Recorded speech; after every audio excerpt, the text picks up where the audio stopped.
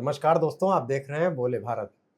प्रसिद्ध पत्रकार मार्क की एक किताब का नाम है इंडिया इन स्लो मोशन। किताब में बहुत सारे लेख हैं जिनमें तमाम चीज़ों को पत्रकारीय दृष्टि से देखा गया है और भारत के शीतोष्ण मौसम में किस तरह से धीमी गति से कैसे कैसे काम होता है उसकी बात है। आज इंडिया गठबंधन की, वो तो भारत के सामाजिक राजनीतिक परिदृश्य की बात थी, लेकिन इंडिया गठबंधन जो कि एक राजनीतिक अलायंस है, उसकी दिल्ली में बैठक हो रही है। बैठक से पहले ही वहाँ पर अकबर रोड पर पोस्टर्स लगवाए गए हैं, बड़े बड़े यूनिपोस्ट लगे हैं जिनमें तमाम सारे नेताओं के बयानों का जिक्र है। जैसे शरद पवार ने यह कहा कि राहुल गांधी में स्थिरता की कमी है। ममता बनर्जी ने कभी कहा होगा कि राहुल गांधी और कांग्रेस अपनी विश्वसनीयता खो चुके हैं, इसलिए हम उन पर भरोसा नहीं कर सकते। भगवंत मान, आम आदमी पार्टी के केजरीवाल, इन सब बयानों का जिक्र करके तमाम सारे पोस्टर उसी के इर्द गिर्द लगाए गए हैं।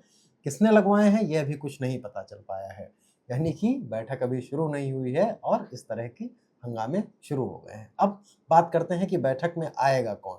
इंडिया गठबंधन 2024 के लोकसभा चुनाव से पहले बड़ी जोर शोर से इसकी बात उठी थी और उस वक्त इसकी धुरी बन रहे थे बिहार के पूर्व मुख्यमंत्री नीतीश कुमार।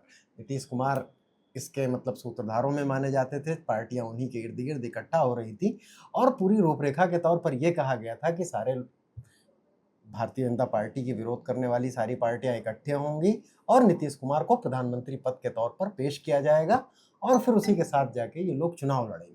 लेकिन होते करते ये हुआ, नीतीश कुमार कोऑर्डिनेटर के पद से कैसे हटाए गए, कुछ लोग उनके लिए नहीं माने। उनमें ममता बनर्जी का भी नाम प्रमुख है, राहुल गांधी और कांग्रेस उसको मैनेज नहीं कर पाई, रोक नहीं पाई।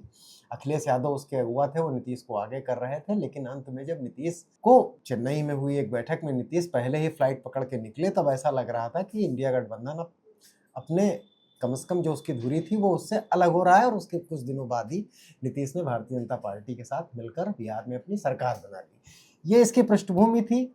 और अब फिर इंडिया गठबंधन एक समय फिर चर्चा में आया है, इससे जुड़े दल मिल रहे हैं। लेकिन उस वक्त जो तमाम सारे लोग इंडिया गठबंधन के साथ हुआ करते थे, उन सबकी राजनीतिक स्थितियां बहुत बदल चुकी हैं, स्टेटस बहुत बदल चुका है। डीएमके बहुत मजबूत सहयोगी हुआ करता था इंडिया गठबंधन का, लोकसभा में उसके ठीक ठाक संख्या में सांसद हैं।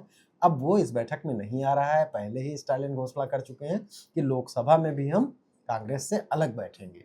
उसकी वजह यह है कि टीबीके को कांग्रेस ने समर्थन कर दिया। टीबीके स्टालिन को हरा के सत्ता में आई है तमिलनाडु की। और लेकिन अब टीबीके, अगर क्या ये माना जाए कि कांग्रेस जिसके साथ है वही इंडिया गठबंधन में है, तो टीबीके को भी आना चाहिए था। लेकिन टीबीके बैठक में आएगी या नहीं आएगी ये अभी तक साफ नहीं है। तमिलनाडु की कुछ एक पार्टियां जरूर आ रही हैं, लेकिन टीबीके का इस बारे में कोई रुख साफ नहीं है। इधर कुछ दिनों से महाराष्ट्र में उद्धव ठाकरे वाली शिवसेना इंडिया गठबंधन की काफी वकालत कर रही है और संजय राउत के मार्फत ये वकालत, ये बयान दिए जाते हैं। संजय राउत ये कहते हैं कि कांग्रेस के इर्द गिर्द इकट्ठा होना चाहिए लोगों का। वो भी कहते हैं कि जो दल कांग्रेस से निकले हैं उन्हें वापस आ जाना चाहिए। लेकिन पार्टी के मुखिया उद्धव ठाकरे इस गठबंधन में, इस बैठक में उद्धव ठाकरे नहीं आ रहे हैं, संजय राउत उनके प्रतिनिधि के तौर पर आते हैं। खैर, इसे बहुत असामान्य नहीं माना जा सकता है क्योंकि ज्यादातर बैठकों में संजय राउत ही प्रतिनिधित्व करते हैं। पहुंचने वाले महत्वपूर्ण चेहरों में अखिलेश यादव जरूर हैं, जो कि उत्तर प्रदेश में मुख्य विपक्षी दल हैं, पूरे जोर शोर से चुनाव की तैयारी कर रहे हैं। वो दिल्ली पहुंच चुके हैं और उन्होंने साफ भी कर दिया है कि वो बैठक में जाएंगे। केजरीवाल नहीं जाएंगे, उनके बयान और भगवंत मान के भी बयान लग गए हैं। इसकी वजह ये हो सकती है कि पंजाब में चूंकि चुनाव है और कांग्रेस को आम आदमी पार्टी से ही मुकाबिल होना है, तो फिर इंडिया अलायंस की बैठक में क्या ही जाया जाए। और कम्युनिस्ट पार्टियों को अगर देखा जाए, कम्युनिस्ट पार्टियां बंगाल के संदर्भ में देखा जाए तो कुछ कम्युनिस्ट नेताओं ने भी ये इशारा किया है कि कौन बुलाया जा रहा है, कौन आ रहा है, ये अभी तक कुछ साफ नहीं है और देखेंगे क्या होता है। यानी बैठक का समय 12 बजे निर्धारित किया गया था। राजनीतिक बैठकें कुछ एक आध घंटा विलंब की भी बात मान ली जाए तो अब तक तो ये साफ हो जाना चाहिए था, लेकिन ये नहीं है। अब शायद कुछ, जब इंडिया गठबंधन की संकल्पना साथ में आ रही थी तब ये था कि बहुत सारे क्षेत्रीय सत्ता मजबूत हुआ करते थे। जैसे ममता बनर्जी बंगाल में सरकार में थी, बहुत मजबूत थी।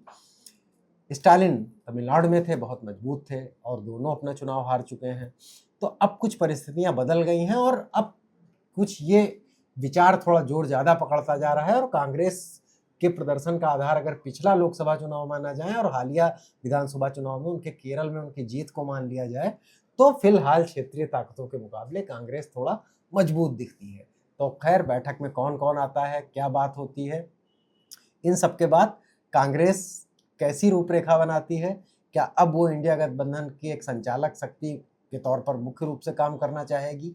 ममता बनर्जी इस समय बिल्कुल हार के बाद उनकी पार्टी में बंटवारा हो गया है, वो जरूर इस समय इंडिया गठबंधन और कांग्रेस की बात कर रही हैं, तो जाहिर सी बात है, लेकिन डीएम स्टालिन अलग हो गए हैं, तो थोड़ा सा इंडिया गठबंधन एक नए सिरे से अपने को पुनर्गठित हो सकता है। इस बैठक में करें, बैठक के बाद जो कुछ प्रेस ब्रीफिंग होगी, कुछ पत्रकारों के, राजनीतिक लोगों के प्रेक्षण होंगे, कुछ सुर्खियां आएंगी, तब ज़्यादा समझ में आएगा कि आखिर ये इंडिया गठबंधन की जो 8 तारीख की ये बैठक है उससे निकला क्या। तो ये बैठक के नतीजे जब आएंगे तो इसका विश्लेषण फिर कभी, फिलहाल इजाज़त दीजिए, देखते रहिए बोले भारत। नमस्कार, धन्यवाद।